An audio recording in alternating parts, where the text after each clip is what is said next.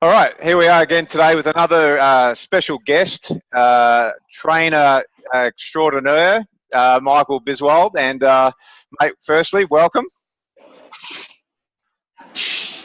Hi, Jason. Thank you for having me here today.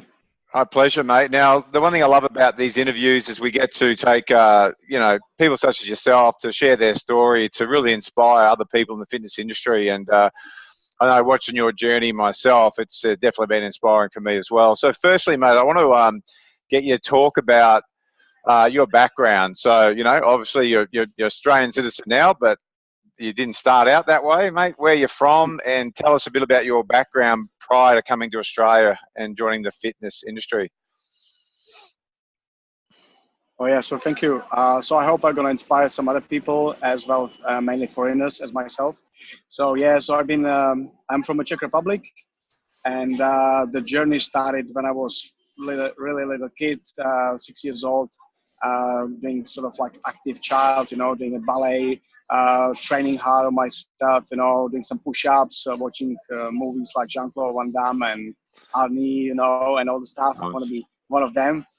And my parents gave me to do ballet at the age 6. I did ballet professionally for about 20 years, and traveling, dancing, doing lots of performance like ballet, musicals, operas, TV commercials, and also training myself. So I always wanted to understand the human movements, get myself Y- stronger and help others. Yeah, right. And yeah, and basically, at exactly 8 years ago, I decided, it might be enough. I sort of want to keep my body a bit healthy for another 20, 30, 50 years. And, as you know, any other sport, you have injuries, and you have to think about the future. You have to think about what I'm going to do after that, yeah, when I'm Yeah. old and destroyed. So and that time as well, I had a relationship. We broke up, and I always wanted to stay somewhere or go somewhere, and learn another language. So I realized now it's the time for me to go, and I decided to go to Australia.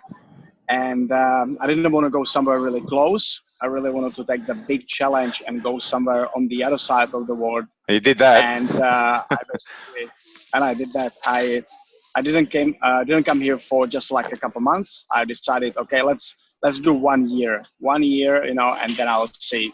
I'll learn English because I could speak. I thought I could speak, but when I came here, I realized I can't understand people honestly. So that especially was really bad. Especially Australian English, totally different. I was looking at people's lips and I couldn't understand. I was like reading, listening, using every single help, so Yeah, that's couldn't funny. understand. That was the Yeah. biggest challenge. So Yeah. so you've moved over here. You didn't speak well. You thought you spoke English until you got to Australia and realised we speak a different English, and so you had to then go and learn the language. Do English school? Did you go to English school? Yeah, so I did the first year just English. So I did all this like Cambridge courses and general English and then like uni English. And at the same time, I was using English outside. So I had no Czech friends. I was just using English everywhere as I could because I really wanted to learn. And I also pay a teacher privately. So I see one of my teacher every week in the library. So we did another 2 hours, and I was asking all the questions: why this, why not that? Because I didn't want to speak badly. I really wanted to Yeah. speak well, and I believe whatever you do, you should do it perfectly. Mm. So I didn't want to stay here, live in this country, and be not able to speak. And I want people to understand me as well. Yeah. But They still can't sometimes. I just love that one bit you said there, and that's my experience of you, is that if you're going to do something, you're going to embark upon it, do it to the best of your ability. Put yourself in a position where you're going to get the most out of it, not just go, I did a 6-week course and that'll do. It's like, the ability to go for it and really, give it your best. I love that, and something I can relate to. Now, so you did that, mate. How did you get into the fitness industry over here? What how did that then happen where you decided I'm going to become a trainer over here? Well, at the end of the career as a dancer, I was sort of thinking like what else I could do, and I did personal training qualification back home. But to come to Australia and learn English, I firstly thought I might come back one day and I'll be able to train people in Czech language and also in English. Yeah. That was the first thought. And after the year being in Australia and doing all the courses, I said to myself, well, the 1 year it's not really enough, and I need at least another 1 or maybe 2 more years. And I really like the idea in Australia that you have to, unless you're born Australian, you have to sort of study to get the next visa. Yep. So I decided, okay, if I want to stay here, what I want to study, I don't want to just study something just to get a visa. So I'm like, okay, let's do the Cert 3, Cert 4 in Australia. And if I come back one day, I've got that qualification from overseas, and that would be really beneficial for me. And during that time, when I studied that, I was working at the restaurant, doing managing a cafe, and a really good, accidentally actually bumped into one of the PT manager from actually Bond Street at that time, the place where I work now. And I gave him a coffee, and we started having a chat. And he's like, "Mate, you're so passionate about fitness and training, and come for interview to my gym." And that's basically how I got through the good luck, and you wish for it and you work for it. So I just got to one of the best gym in Sydney, and a few months later I became a trainer here. So did that qualification, got the job, so it's great.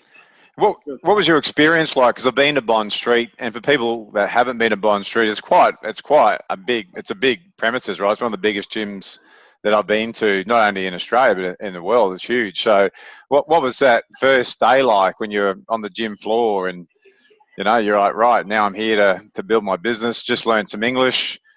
I'm assuming you got to go and talk to people. What was that like when you first started? Well, I really love that. I wasn't scared. I actually really love that. So being a dancer, being in front of the camera for so many years, and being watched by thousands of people, I was like, yeah, this is like being on the stage, like everyone can watch me, now it's my time, showtime, kind of you say, yeah. And nice. So I just walk and talk to everyone, and guys later on, they said to me, oh, you are one of the guys who would say, me train tomorrow. just the English wasn't great, but I would just say a few words, and that was the biggest, actually, the obstacle. I thought the English will be the big challenge for me and the enemy, to get the clients, but actually it wasn't. I love that. And even on that, again, it's the one thing I see, if I've had it myself in the past or somebody else, people watching this, is that letting something like that stop you from taking that first step and approaching people. So here you are, you can hardly speak English, it's all new to you, and you're going and approaching people to start building your business. And the thing that people hear from this is that if you don't have a go, if you don't attempt it, the answer is always no. You're just defeating yourself before you even trying. You're going to fail because you haven't even gone and asked. So I think it's a great lesson to hear that you just didn't let that stop you. You went, well, I'm going to go and do it anyway. So that was your experience. Yes, exactly. Yeah, take action. Yeah, otherwise you don't take it. Yeah. So how long then? Sorry, mate. So how long now? No, I just said, you have to take the action. Yeah. Yeah, you definitely will take the action. Yeah. How long now have you been in the industry? So that was, you started the journey, you started to work at Fitness First, started to build up some clients. How long have you been in the industry now for? So in Australia, it's been 6 years. 6 years, yeah. And working as a personal trainer? Yeah, so 6 years in Australia, and the last 1 year before I came here, so in about 7. 7 years, yeah. And when you started, apart from maybe thinking that English was going to be the barrier, but you said it wasn't, what do you mean by that? What did you experience? People didn't care, or you found a way around it? Yeah, like I think I was pretty lucky to get the good people, and they sort of understood, being a foreigner, they tried to understand you. Of course, sometimes you get a little bit the attitude, like we don't understand you, but very rarely. So I got a good clients, and and anyone who I talked to, yeah, they were very supportive. Mm. Of course, sometimes, I was trying to say something like, I used to say at booth, I think I was above, and then after 3 months, one of my clients told me, it's actually above. And and I said to him, mate, you could have told me, like I've been using that for 3 months. And, it's like if you don't know the correct English, it's really Yeah. challenging. So and also like reading, I was reading the old books for personal trainers in English, and I remember opening one of the big book, and I couldn't understand every third word. So I had a Mm. dictionary. So to read the one whole page, it took me like almost 1 week. Yeah, so that was very challenging, you know. Again, I just love like it's inspired me again, just like hearing it, just all the stuff that you were prepared to do in order to achieve your goal. When it can be so easy to just give up and quit and change.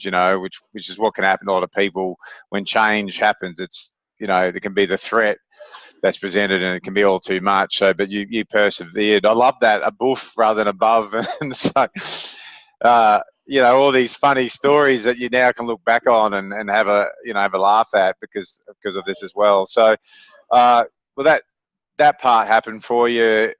What did you notice? Was there any challenges that you experienced when you first started running your business, in terms of managing it, looking after it, managing clients? What were some of maybe the challenges that you experienced when you first started your PT business? Yeah, so as a ballet dancer coming from this background, when you basically don't have to look after anything else, so you just pack your stuff, there'll be someone pick you up and then drive you, you perform, you come back, you rehearse. So basically, the organization skills like time Mm. management, writing emails, okay, or the admin stuff, even like yeah, so sort of like being organized but effectively, so Yeah.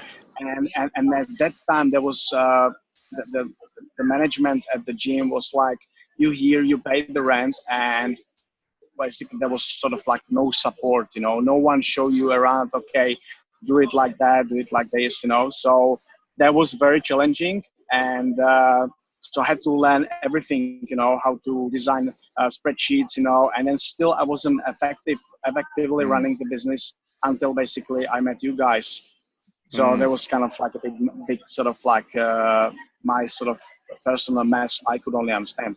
Yeah, so, and I think a lot of people can relate to that. There's the doing the PT part, the training, maybe no problem, but the structure, organisation, the day-to-day, tracking stats, figures, customer care system, follow-up, all that stuff can not be there if it's not something you've trained yourself or had some experience doing. So they're very important. How did you uh, what did you get your business up to? Because I know you were doing quite well. So how many sessions were you doing? And give us a little bit of idea about what you grew your business to before we met you. So I was working up to 55 sessions a week, So yeah, 1 hour sessions. wow, I that's a was lot. doing Monday to Saturday. Yeah, I was a famous guy. We started with opening the club almost, and with the closing time. And yeah, I was a bit upset when they closed the gym on the weekend, so people make fun of me. And yeah, so but that was the thing, so I really wanted to be, and I thought that's the way to do it, to be there Mm. every day and just commit to it as I did in the past, to be good at ballet. And of course, I get tired, after a few years. It wasn't sort of like something like I want to do forever. Yeah. Yeah. And so what, at that point, obviously very successful, building the business up, doing a lot of hours, but not sustainable, I think is what you're saying there. What was your Yeah, you got thinking? sick, yeah. Yeah. Yeah, you get tired, sick, then you don't want to train yourself, and you think like, oh, what am I gonna do? And you don't have that drive for that anymore. Yeah, gotcha. But the passion, of course, the passion helped. People still there, but just finding a better way. What was the turning point? I guess what changed? Was it just being burnt out, getting tired? What changed in your thinking? So I had two turning points. So one of them was actually I did some research, and I remember I bought one of your tickets, the one the 2-day events. You Yep. go to, and I remember I did exactly what Brad says, one of the podcasts that people do and do really badly. So I booked that, I got the book, but then I didn't turn up because I thought, oh my God, I've got let's say 10, 15 sessions, and I'm gonna lose this money. Okay. Yep. And I remember after that watching one of your podcasts when Bryce talked about, oh, that's exactly the mentality of what some of the trainers have. Okay. Yep. Yes. And I was like, yep, that's exactly what I did. And then a year later, I remember Shane from our gym, Shane Costa, just did 2-day workshop with you guys, and he came really pumped, and he's like, oh, it was awesome. They look at you, this. And I'm like, what the hell? I supposed to be there already 1 year, ago, and I haven't done it, and that was kind of like I sort of really thought about it. I'm like, oh well, that's not I should think that way, and I changed that, got inspired by him and by you guys, so that's all started to change. Yeah. And what over the last couple of years, what's been one of the big key things in terms of the business changing? So obviously you've spent a lot of time, as you always have, developing and educating yourself. What's changed now? So 55 sessions, 1-hour sessions, burnt out, tired. What's different now in your life and business? So at the moment, in a business point, I do about 30 sessions now a week. Yep. I charge about 30% more than I used to charge. So my rate is $135 an hour, and it used to be $100. I've got one trainer who works under me. Mm-hmm. He's doing about 15, 20 sessions. It's sometimes a bit above, sometimes a bit low. It's he's still a young guy, and but in terms of not just the business, but also the personal development I've done. In the last 2 years, it's just been really, really big. I've been reading the books, attending all the workshops with you guys. They help me not only grow the business, but also me as a person. Yeah. And as a person, also as a partner to my girlfriend and fiance now actually. And so all it's affecting, not in just one way, but affecting me in every aspect of my life. Yeah, and that's great. So the big turnaround was from 55 sessions. You're doing like 20 hours, like at least 25 hours, I think, or 25 hours less. You had the ability to increase your charge out rate. Really valuing what you do, improving on that. So you're actually earning, no doubt, more while doing the less hours. Plus having a team member on who's now carrying a lot of the load and helping with that, helping more people. And what's the future plans for you now? Is it just to continue growing the business? What's the plans for Biswal training? Well, I would like to get another 4 trainers. Yep. So I've got negotiating one of the other trainer at the moment to start it. And eventually, one day in the future, I would like to have my own facility. Yeah, beautiful. So that's the end goal. Now, you recently gone back home, holidays, etc. Like you've gone back to Czech, and I think was it the first time? Correct me if I'm wrong. That your clients are still looked after, the business is still running while you're back on holidays. Is that correct? Is that the first time you've had that experience? Yeah, I had a small one already in at the beginning of the year, and also already my trainer took a couple of my clients, but this time was much better. He was doing about 25, actually 30 sessions. So almost training all of my clients, and it was perfect. That I've got this because we pay the rent. Yeah, you don't get to pay a holiday. Yeah, and your money. The money you have to still pay the money. Yeah. Yeah. So that was great.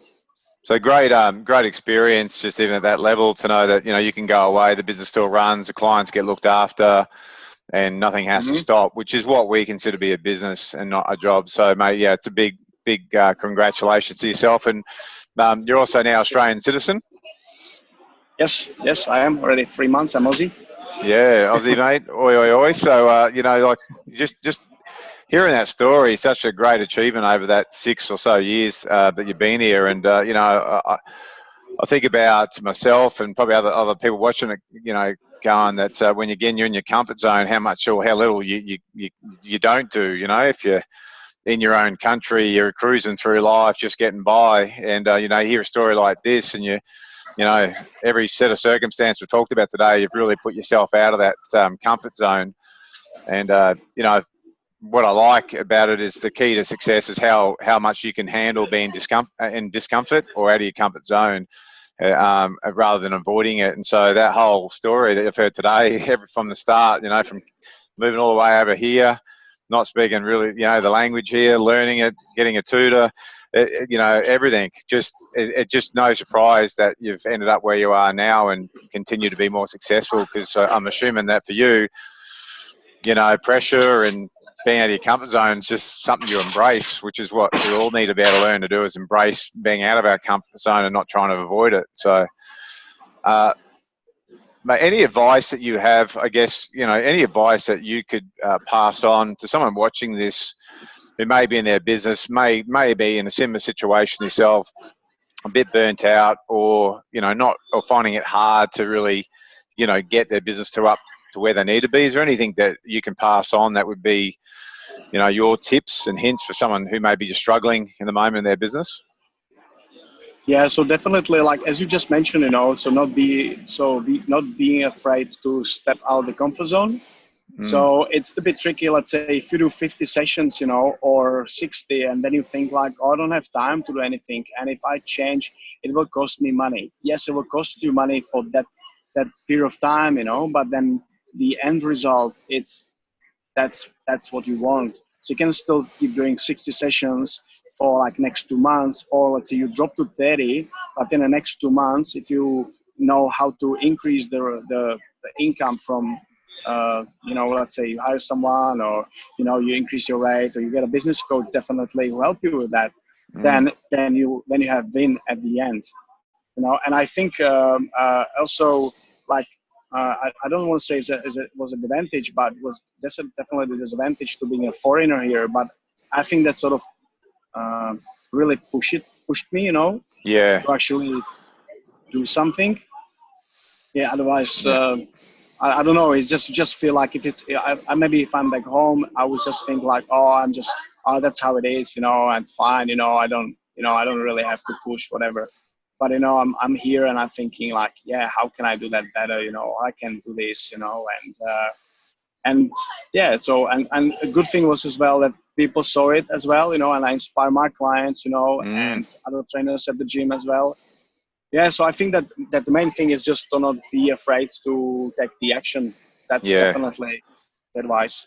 Yeah, I love it, and mate, it is inspiring, because I just resonate with that. This is too easy to flip back and get by and be comfortable. So that the story you've shared today is a good lesson, for all of us watching, that you never want to just allow yourself to just get by if you really want to reach your full potential. So, mate, look, I really want to thank you for sharing your story today, mate. It's been a personal pleasure to have had the opportunity to work with you over the last 12 months, but also the year before that. And again, you're just someone who is a great representation of what's possible when you really want it bad enough. If you really want something and you want to achieve it, just have a bit of trust, faith, be dedicated to achieving it, and it'll get there like you have, mate. You've achieved so much in the time you've been in Australia. So, mate, thanks for sharing your story and inspiring us to all take some further action and, go for our goals.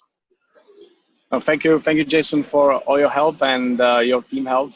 And I hope I inspire other trainers, other people watching this. That'll be awesome.